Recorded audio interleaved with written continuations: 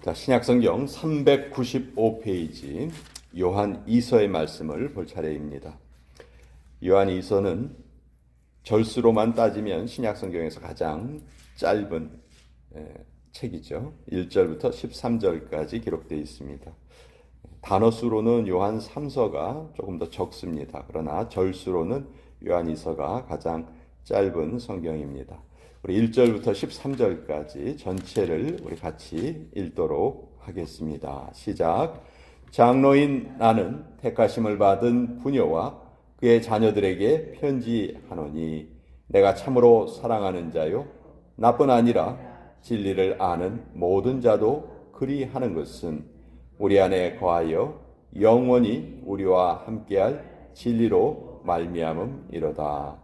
은혜와 긍휼과 평강이 하나님 아버지와 아버지의 아들 예수 그리스도께로부터 진리와 사랑 가운데서 우리와 함께 있으리라.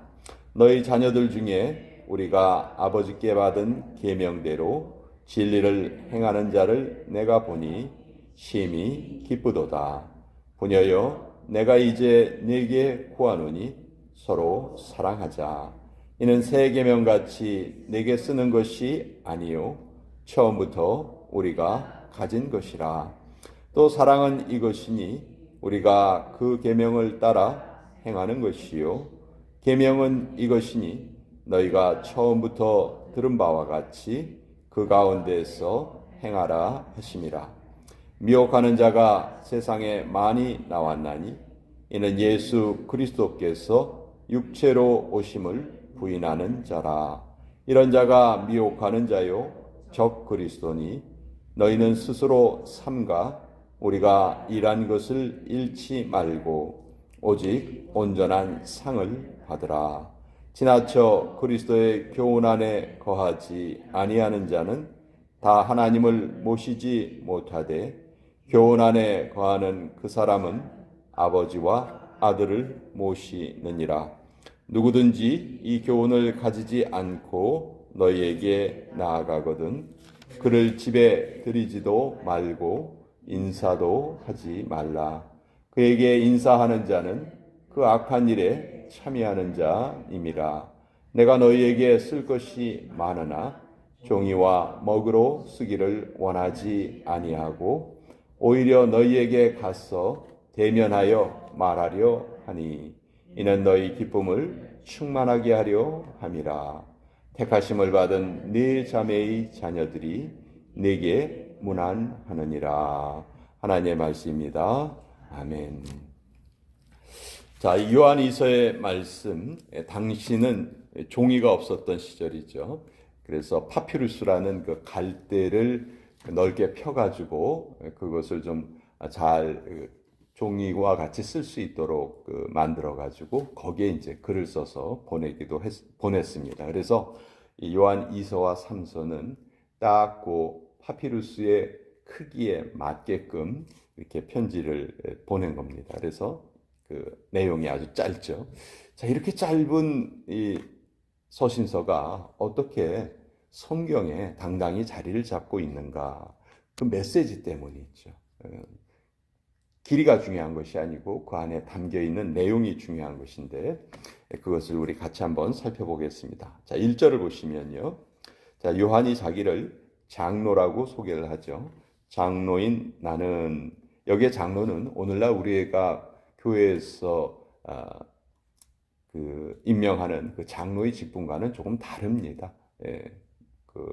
우리는 장로라는 말이 너무 지금 익숙해져 있지만 이 당시 2000년 전의 장로는 오늘날로 말하면 뭐 교회 사역자라든지 뭐 그 정도에 해당하는, 또 유대 사회에서 장로는 아주 존경받는 어른, 그런 것을 뜻하는 거거든요. 자, 이 요한이 누구에게 지금 편지를 하냐면 택하심을 받은 부녀와 그의 자녀들에게 편지한다. 여기 부녀와 자녀들이라는 표현이 나오는데 이거는 문자적으로는 요한이 알고 있는 어떤 여성분들, 또 그 여성분의 자녀들, 이렇게 문자적으로는 그런 의미지만 성경에서 말하는 부녀라든지 여성형의 그 지시대명사는 하나님의 성도와 또 교회를 지칭하는 경우가 많습니다. 성경은 우리 하나님의 성도를 전부 다 예수님의 신부다 이렇게 말하죠. 그래서 여성형으로 표현하는 경우가 많은데 여기에 부녀와 자녀도 그 가정교회들, 여러 가정교회들, 그리고 그 가정교회에 속해 있는 많은 주님의 백성들, 그것을 뜻합니다. 그래서 그들에게 지금 편지를 하는 거예요. 자, 이 편지를 하면서 3절에 보면 이제 인사를 합니다. 은혜와 긍휼과 평강이 하나님 아버지와 아버지의 아들 예수 그리스도께로부터 진리와 사랑 가운데서 우리와 함께 있으리라. 여기 보면 참 아름다운 단어들이 많은데 특별히 진리와 사랑이라는 표현이 나오죠. 여러분, 진리와 사랑은 늘 함께 있어야 합니다. 만약 진리만이 강조되고 사랑이 무시된다면 그건 아주 어떻게 보면 삭막한 그런 상황이 될 것이고요. 반대로 진리가 다 무시되고 사랑만이 강조가 된다면 아무런 어떤 질서가 없고 아주 정말 무질서한 그런 상황이 될 것입니다. 그래서 우리가 신앙생활을 할 때에도 항상 진리와 사랑, 우리가 이렇게 모여 있을 때 하나님의 진리가 우리에게 임하시죠. 또 우리는 함께 사랑하고 또 하나님께 사랑을 전하면서 또 우리가 신앙생활을 합니다. 그래서 진리와 사랑이라는 이 표현이 참 너무나 은혜스러운 그런 표현이다. 지금 그것을 지금 요한이 또 강조하고 있고요. 신약성경이 처음 쓰여질 때의 내용을 보면은 성령님에 대한 이해가 그렇게 깊지 않았어요. 우리 사도신경 우리가 예배 시간에 암송하죠. 근데 사도신경도 보면요, 성부, 성자, 성령에 대해서 우리가 믿고 있는 것을 함께 고백하잖아요. 근데 하나님은 어떻게 고백해요? 전능하사 천지를 지으신 하나님 아버지를 내가 믿사오며, 하나님은 전능하셔서 천지를 지으셨다. 그리고 그 다음에는 예수님에 대해서 말씀하시죠. 근데 예수님에 대한 그 표현이 제일 길어요. 그 예수님은 어떤 분이시다, 뭐 동정녀에게 나시고 뭐 어쩌고 저쩌고 쭉 기록이 돼요. 근데 성령님에 대한 표현은요 아주 간단해요. 딱 한 구절 나오죠. 성령을 믿사오며. 그러니까 이 성령님에 대한 이해가 초대교회 때에는 그렇게 깊지 못했어요. 그러다가 이제 점점 이 하나님의 말씀을 공부하면서 학자들 사이에서 성령님이 너무너무 중요하신 분이시구나. 그러면서 성령님에 대한 이해가 계속 늘어났던 거죠. 여기 요한이 편지를 적을 때에도 3절에 보면 하나님 아버지와 아버지의 아들 예수 그리스도께로부터 진리와 사랑 가운데 우리에게 함께 있으리라. 우리와 함께 있으리라. 여기에 성령에 대한 표현이 아직 등장하지 않는 거예요.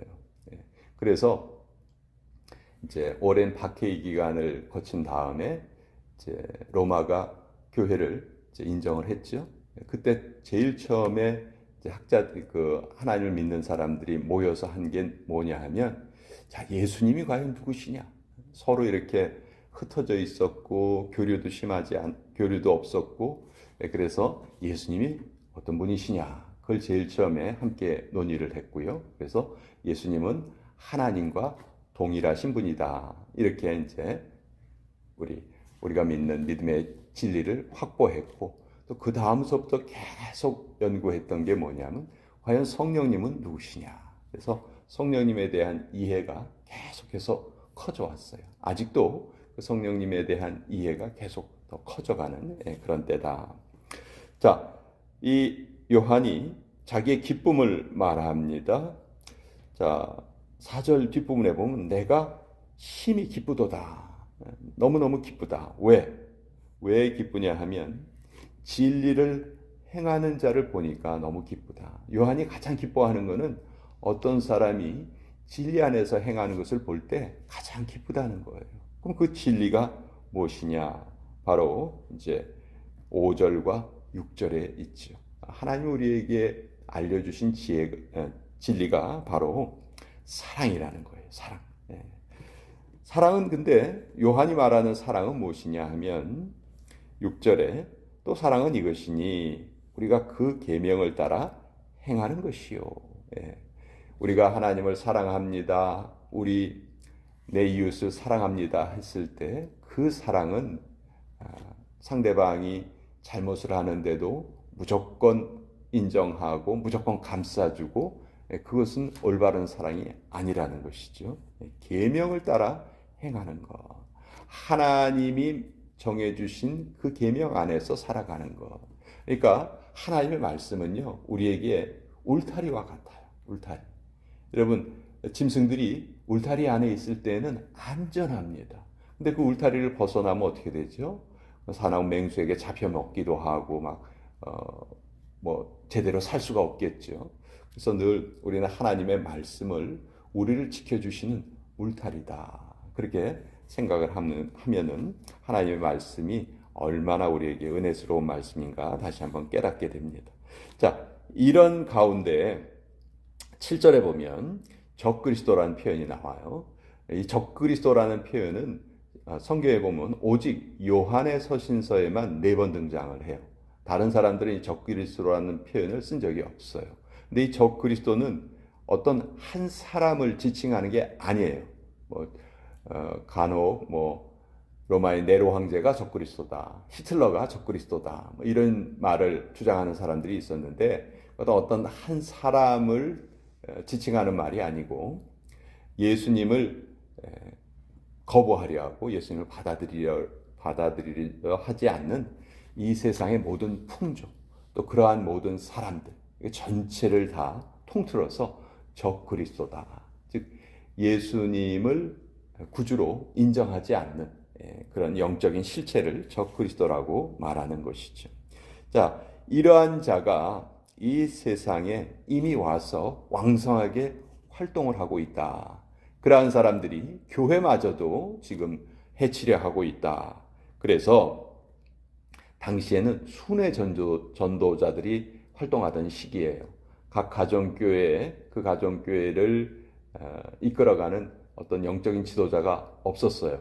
그래서 사도들이 인정하고 사도들에게 교육을 받은 사람들이 그 사도들에게 받은 말씀을 가지고 이곳저곳 돌아다니면서 하나님의 말씀을 전하고 또 함께 예배드리고 했던 그런 때예요. 그래서 각 가정교회마다 이제 그런 사람들이 방문을 했습니다.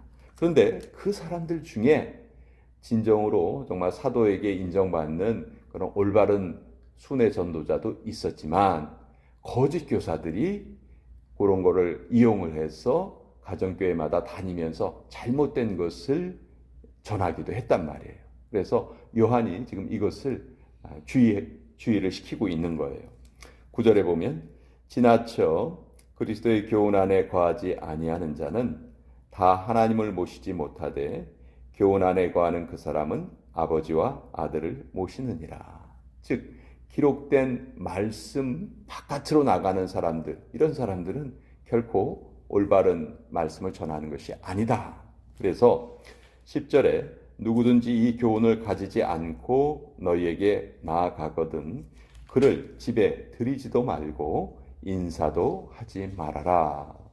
성경은 늘 나그네를 잘 대접하라고 하죠. 근데 왜 여기에서는 집에 들이지도 말라고 하느냐? 여기에 집은 우리가 살고 있는 개인 집을 말하는 것이 아니고요. 그 당시에는 교회의 형태가 가정에서 모였다고 말씀드렸죠. 그러니까 공적인 예배의 장소를 뜻하는 거예요. 어떤 잘못된 메시지를 전하는 사람을 교회에서 공적으로 영접하지 말아라. 그런 사람들의 말에 귀를 기울이지 말아라. 그것은 잘못된 것이다. 그래서 11절에 보면 그에게 인사하는 자는 그 악한 일에 참여하는 자임이라. 그러니까 전하는 메시지가 예수님이 육체로 오신 것을 시인하느냐, 그것을 시인하지 않느냐, 이것을 정확하게 판단을 해라. 7절에 보면 이렇게 되어 있죠. 미혹하는 자가 세상에 많이 나왔나니 이는 예수 그리스도께서 육체로 오심을 부인하는 자라. 이런 자가 미혹하는 자요 적그리스도다. 그러니까 예수님은 완전한 하나님이시고 완전한 사람이세요. 그래서 우리의 몸을 입고 이 땅에 오셨어요. 이유는 딱 하나죠. 우리 인류를 위한, 인간을 위한 제물이 되기 위해서는 우리 인간과 같은 존재여야 돼요. 그 존재만이 하나님께서 받으실 수 있는 제물이 되는 거죠. 그래서 예수님이 이 땅에 육체를 입고 오신 거죠. 근데 그것을 부인한다 하면은 일단 하나님이 우리를 위해서 베풀어 주신 그 속죄의 사역 전체를 부인하는 것이 돼요. 예수님이 육체로 오시지 않았다 그러면 예수님은 제물의 자격이 없다는 말이거든요. 그러면 그 예수님을 제물로 보내신 하나님을 인정하지 않는 것이죠. 하나님의 구원 사역을 아주 전적으로 부인하는 겁니다. 그것이 예수님이 육체로 오신 것을 부인하는 것이. 그래서 그런 사람들이 많이 있었어요, 이때. 예수님이 십자가에서 돌아가신 것은 진짜 돌아가신 게 아니야. 그냥 우리 눈에 그렇게 보일 뿐이지 예수님의 영은 이미 그 전에 떠나서 하나님께 돌아가셨어. 뭐 이런 식의 주장을 하는 사람들이 있었어요. 그리고 그런 주장이 많은 사람들을 미혹시켰거든요. 그래서 요한이 이거는 잘못된 이야기다. 이건 정말 우리가 받아들일 수 없는 이야기다. 이것은 하나님이 우리에게 주신 진리가 아니다. 이것을 지금 강력하게 지금 말하고 있는 거예요. 그래서 그런 메시지를 전하는 사람은 절대로 공적으로 교회에서 영접해서는 안 된다 하는 것을 지금 말하고 있죠. 그래서 요한일서가 이렇게 짧은 내용이지만 성경에 자리 잡을 수 있었던 것은 이 편지를 통해서 2000년 전 당시의 초대교회의 모습을 우리가 잘 알 수가 있고 또 이미 그때부터 악한 영이 열심히 활동을 하고 있었다. 오늘날도 마찬가지죠. 오늘날도 이런 악한 영의 활동에서 우리가 결코 자유로울 수 없는 그런 상황이에요. 그래서 우리는 더 열심히 하나님의 말씀에 집중하고 또 이것을 붙잡고 그렇게 나아가야 된다 하는 것을 이 요한일서가 우리에게 강조하고 있습니다.